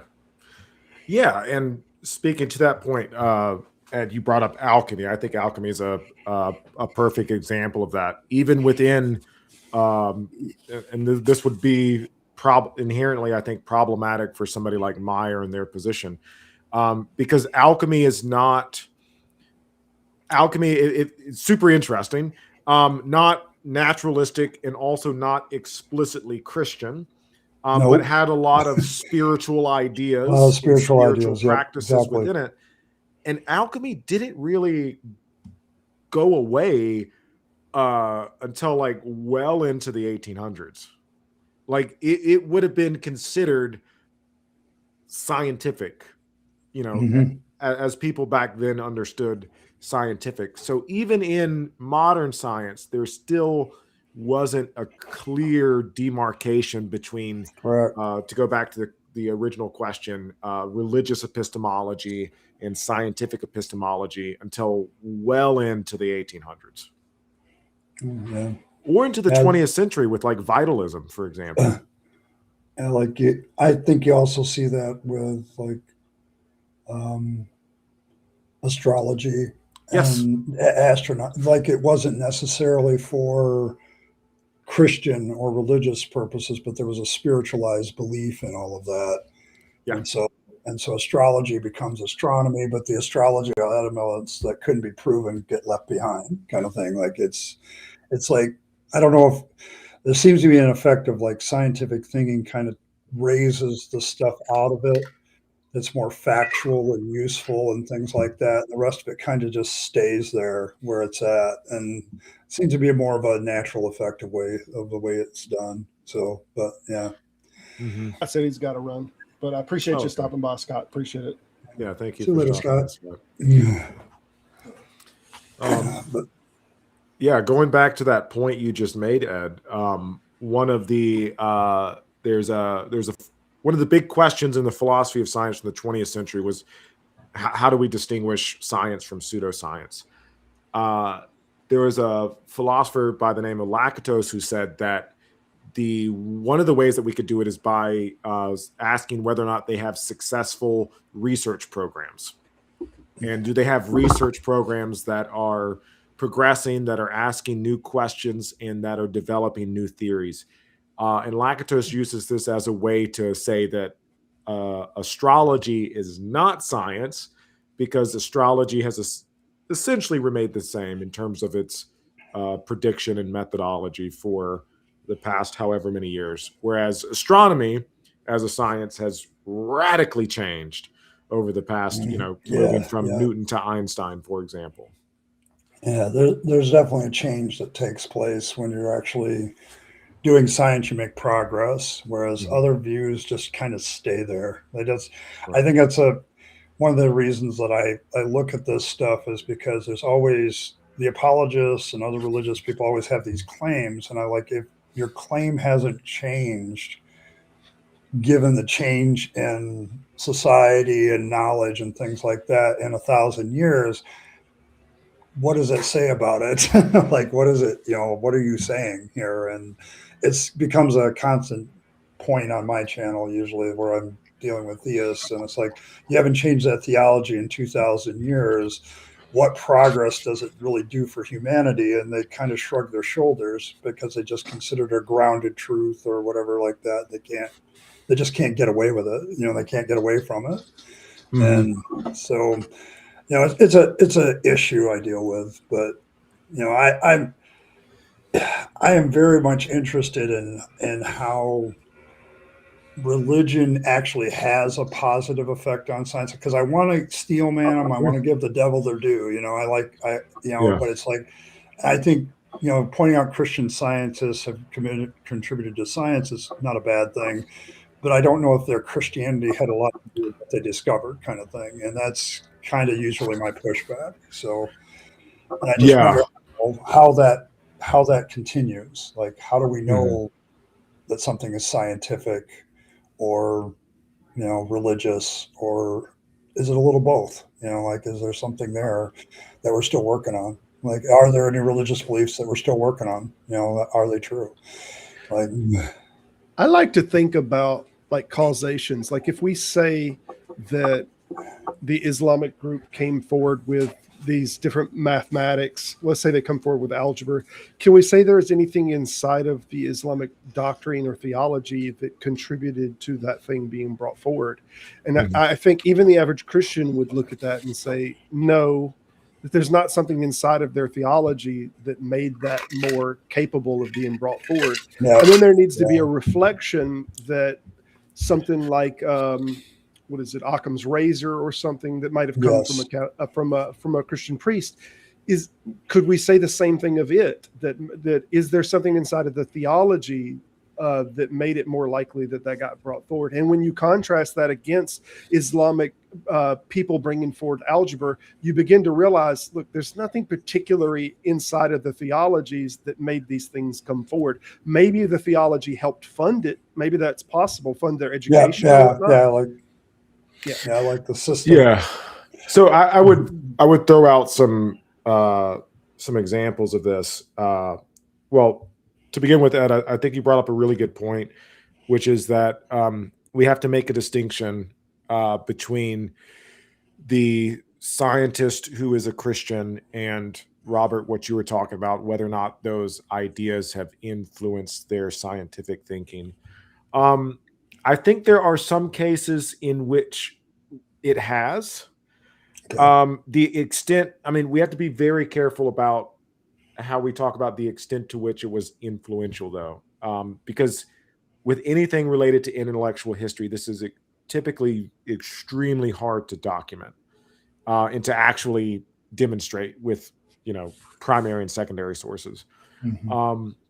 So with Islam, I would say there were a handful of Muslim scholars that started to push back against Aristotle, which was a very big deal. Like I said, I think one of the Perfectly hallmarks. understandable. Yeah. Yeah, I think one of the hallmarks of the scientific revolution was the fact that it was a rejection of Aristotelianism at a fundamental level.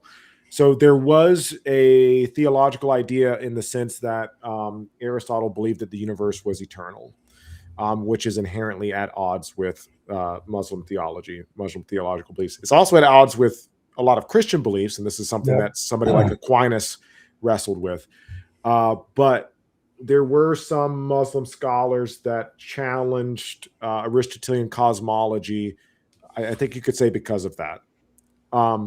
The other big example, I think, would be probably the biggest example. Hey, Simos, it's good to see you again. Oh my gosh, it's been so long. Yeah, it's been too long. But I think the other big example would be someone like Isaac Newton. And apologists love to use Newton as a way to prove their point that theological beliefs influence science, because in the I can't remember where Newton says this, but Newton's ideas of absolute time and space are directly derived from his beliefs about God. But here's the thing about Newton. He was trying to find a nice way to say this. One of history's greatest scientists, yes. Also, kind of batshit crazy. Yeah, a little bit. Yeah, A little bit. a little bit. Sweet. Just a little, just a tiny bit. One of science's biggest arseholes. Yeah, a huge asshole. Personally, probably would have been a horrible person to talk to. But I like to joke around, this, because this is a complete joke. I like to joke around and say that if Newton was alive today, he would probably be an incel and like a QAnon conspiraccy person.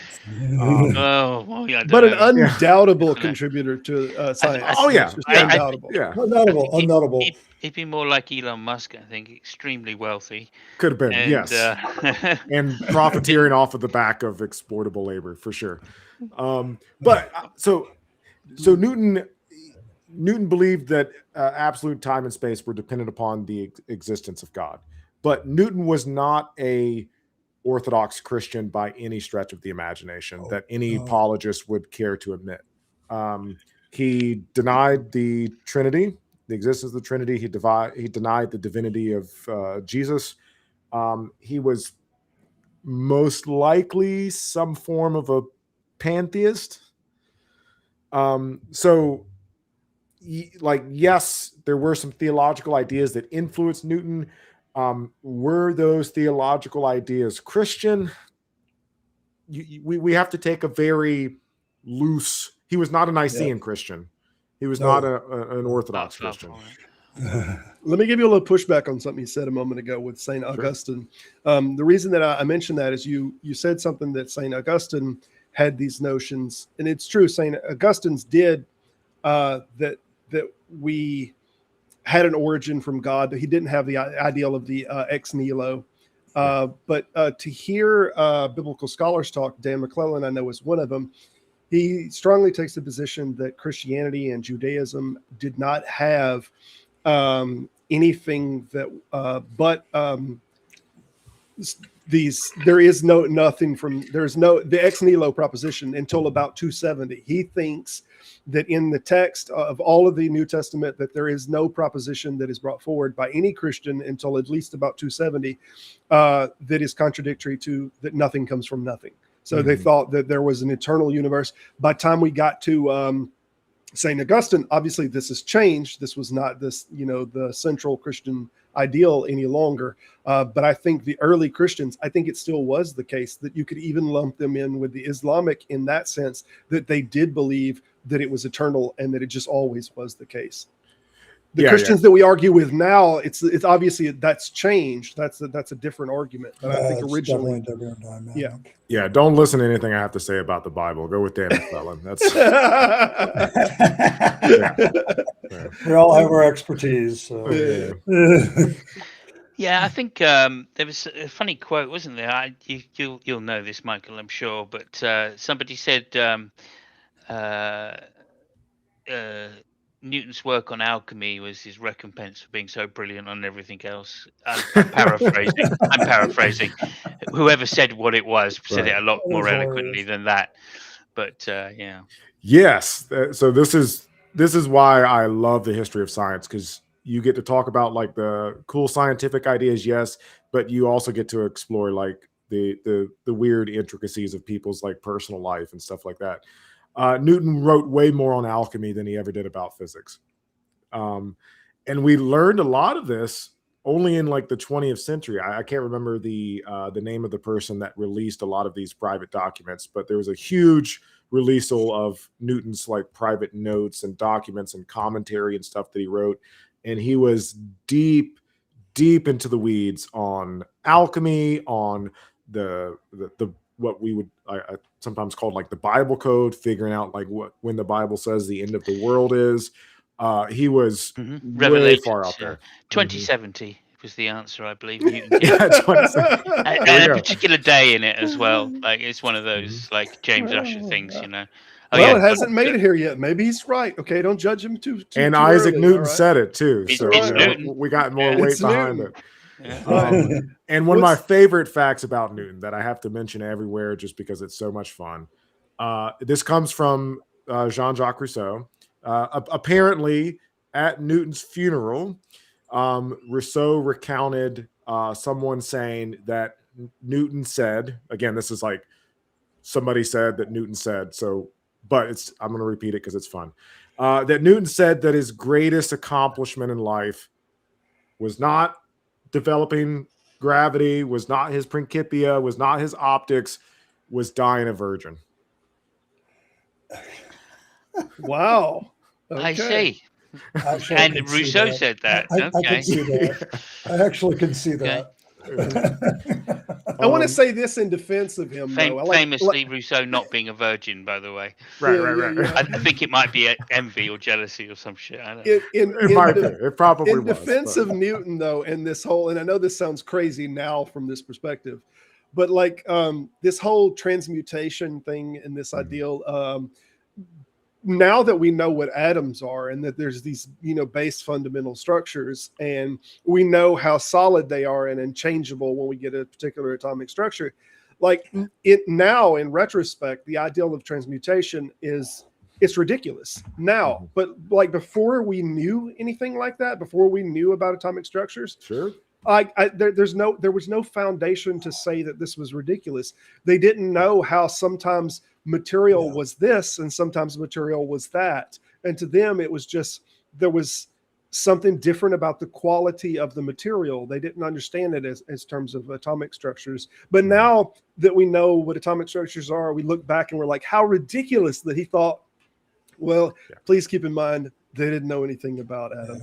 We're definitely looking through the rear view. Right. It's definitely hindsight. It's hindsight. So yeah, and that's go ahead, Simon. I'm guessing some things were known. I mean, the basic elements had been discovered and weighed, hadn't they, by Newton's time. So I can't remember who the Swedish guy was that I'm trying to think of. Either way, Linnaeus, I guess, had already done his work by Newton's time. So, they were beginning to patch it together, and there's no way Newton couldn't have known about that. So I feel that there's something more superstitious going on with Newton. Okay. Yeah. I mean, I do think he was a deeply superstitious man. Hence his, which saved him, right? I mean, when the Black Death struck, he moved straight out to his country estate to avoid, So he obviously understood about we're either saying he understood germ theory, or he was deeply superstitious and just went, right, I'm out of And the here. superstition happened to be right. Yeah, in this case, yeah. Because he had a very well-paying job in London at the time, so he was leaving that behind. And you don't have to know what the rustle in the bushes is to know that you don't want to stick around for it. Right. Well, Yeah. need to leave. Time or to go. paranoid, maybe. Yeah.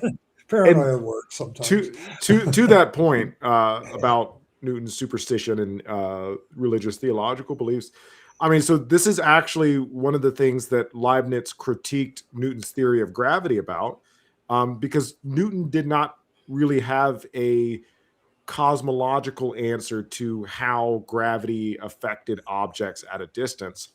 And so one of Leibniz's big pushbacks was, this is occultism. Like you're telling me an object like the sun is moving the earth from how many miles away? Like what's the mechanism that you're talking about? So there might be some of that there.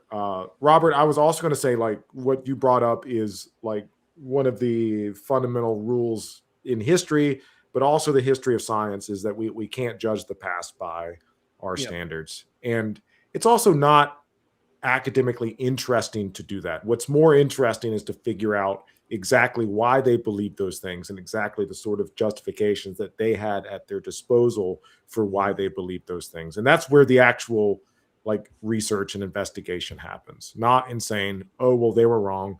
Because if we had that mindset and attitude, then the history of science wouldn't be a field. It would just be what we know today, we know to be right, and the rest of them were wrong. Yeah. Period. In discussion. Yeah, we briefly mentioned this, or I mentioned the luminiferous ether, and the reason for them thinking that ether was the thing is because they figured out that sound is moving through a conduit, right? And this was the basis for that. So it's they had, this moves through a conduit, and we know that light travels through a conduit too. And this is how they were coming to this proposition. So it's not like it just came out of nowhere. It wasn't a complete, let's snatch this superstitious ideal out of absolutely nowhere. We had already discovered that it was the case going on with sound. So it was a good proposition. It was just wrong. Yeah, they've also made a connection between electricity and light as well. Yes. Previous to Newton's time. So I think, if you watch lightning, it looks like it has a conduit that it passes through, which I guess it does. So, I think it's a logical deduction to say that light would also, if it's similar to electricity, have some sort of conduit as well. It just so happens that Newton thought that light was an instantaneous event. The traveling of light was instantaneous. So there's no way that he could have come across the actual definition. Not to say that he wouldn't. I think the other thing as well, which was shocking to me, I mean, it shows his brilliance in some ways, which is that he previously done the work to work out the gravitational equation and had never written it down. He'd just done the calculations in his head and gone, oh yeah, no, that works. And then, when pressed, when he found out that Leibniz was working in calculus, then he just went, oh, hang on, I've already done that. I'll just go and do it again, and literally just wrote it out in one go. There you go. That's gravitation for you. Sorry, yeah.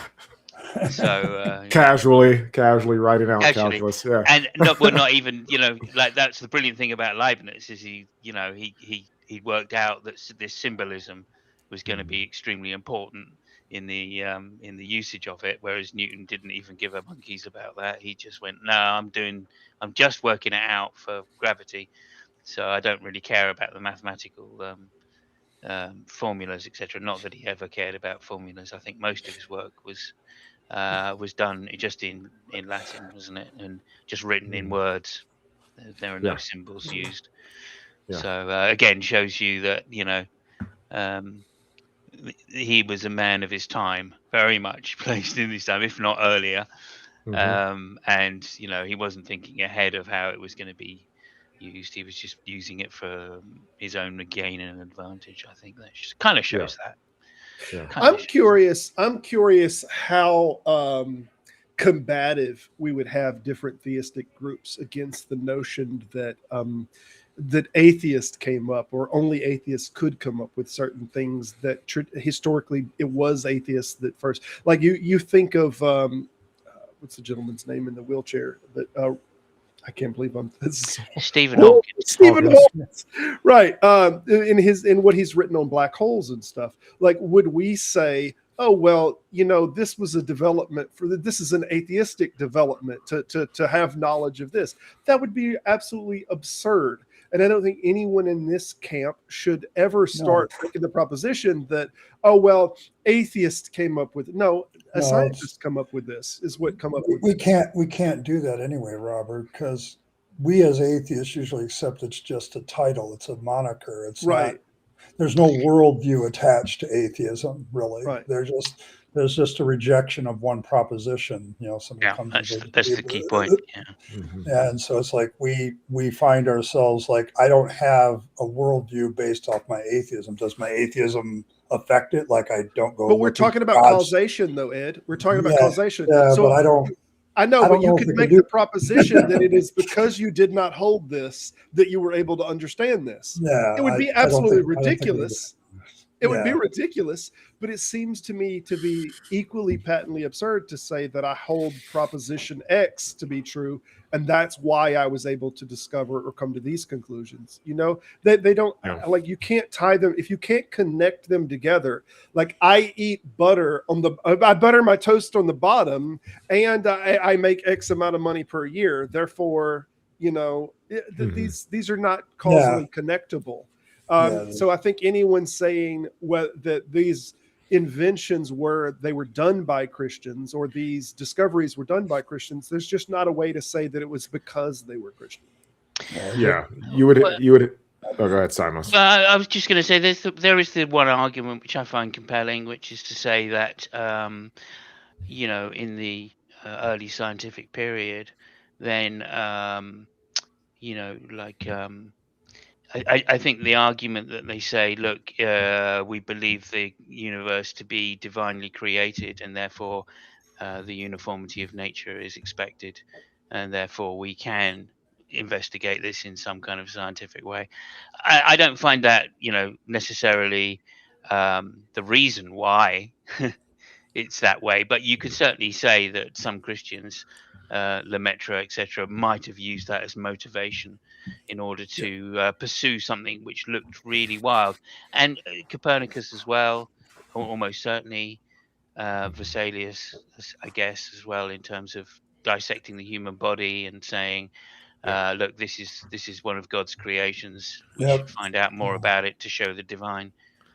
And I'm not against those arguments, but that's why I think I agree with Ed as well, which is atheism has nothing really to do with this. Atheism is just addressing the one proposition, and therefore, all you really need is the presuppositions that fall or lay at the heart of science. Yeah, and I'm open to that sort of reasoning. It would have to go back to something that Robert said earlier, which is there would need to be some sort of demonstration that it was those theological beliefs that explicitly led to this sort of scientific reasoning or thinking in a certain way. And I want to emphasize again, like, historically, that is extraordinarily hard to do. And a lot of times that these claims are made by apologists, they just start listing names. Copernicus was Christian, Galileo was Christian, Newton was a Christian, whoever. That's true, but you need to show me where this connection is happening. Yeah, what doctrine or theology or something that connects to the development of their scientific ideas. How do you connect that together? And to that point, I listened to a video by Gavin Ortlund recently, and I actually had a chance to talk to Gavin Ortlund once. He seems to be one of the more genuine apologists. I'll give him a shout out there, and I sent him a response video that I made. But he made this claim about Galileo, And one of the things that's interesting about Galileo is all of the controversy surrounding Galileo with the trial, yes.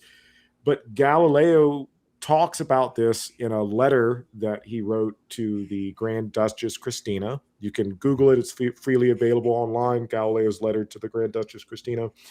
And he talks about the relationship between science and religion. And Galileo essentially presents a similar view to what Stephen Jay Gould will present. I think it was back in the 90s about the non-overlapping magisterium. Galileo essentially says, like, hey, listen, there are people out there that want to make connections between what the Bible has to say and astronomy. And he quotes a Copernicus who said, leave astronomy for the astronomers, leave the Bible for the biblical scholars. Well, he didn't say biblical scholars. He said, the church, essentially. And Galileo takes up that position that the Bible has a lot of things to say about cosmology, but that doesn't necessarily mean that we have to take those things to be literally true. What I say about astronomy is based off of mathematics, and what I'm arguing is based off of mathematics. And that's what I'm doing. I am not going to use or reference the Bible. And he says this, I'm not going to use a reference to the Bible to justify my claims. Yeah. Also, I'd add in quickly there, in order to take the view that this is what I find interesting about Scrivener and Holland. Oh, yes. Right. This is what I find contradictory almost, or at least paradoxical in their view, which is if you take the view that science is in Christianity is in fact the only thing that could have given birth to science, right, which seems to be their general appearance, maybe not so much Tom Holland, but certainly Scrivener's view, then you're basically saying that the Bible has to be read metaphorically, that almost none of it can be taken literally, in which case you're kind of denying miracles. You're in Humean territory there. And those two things, I've never heard either of those writers balance. They've never come up with an explanation. They've only just made the claim, or the grand overarching claim, that without Christianity, then we couldn't have had the science we've had today. I fundamentally disagree with that position, of course. But by saying that, they're acknowledging that they're both, firstly, they're Anglican. Right. Number one, and secondly, that they're the most mediocre of the mediocre church of the Anglicanism. So, it's like a double whammy, which I find hilarious. Well spoken, they really want to be. They really want to be. On that, we are going to begin to wrap it up. I'm going to let y'all go around, and we're going to end on Michael here. Ed, tell us what you got going on, man.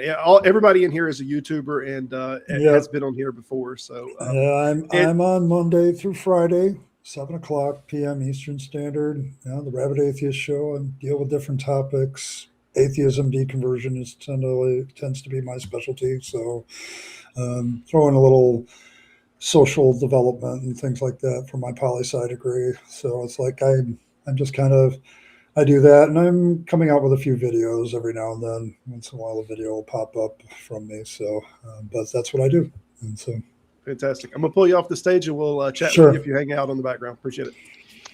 Check in private chat as well. Check in private chat. Okay.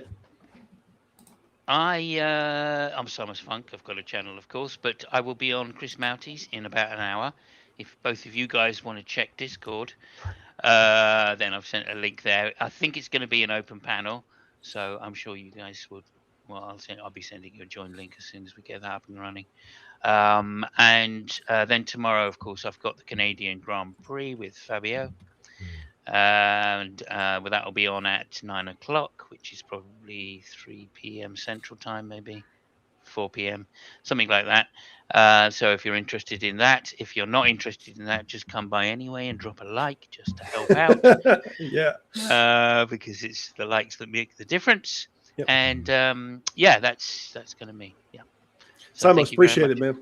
Yeah, all right, take care. welcome. Thanks for coming on. Bye. Have a good one. All right, that said, last thoughts on all of this, Michael? Yeah, there is a tremendous amount of absolutely fantastic history out there, history books. If you were interested in the relationship between science and Christianity, I mentioned a lot of those during this call. And I'll leave it there, I guess. Yeah. Fantastic. Well, I appreciate you coming on. Y'all check out Michael's channel. His YouTube link is pinned in the comments. Go give him a like, give him a sub. Great guy, very knowledgeable. If you are interested in these subjects and interested in history, come check him out. That said, I'll give the wrap up there. I appreciate everyone for stopping by today. And I, as always, encourage you to remain skeptical. And as always, let doubt prevail.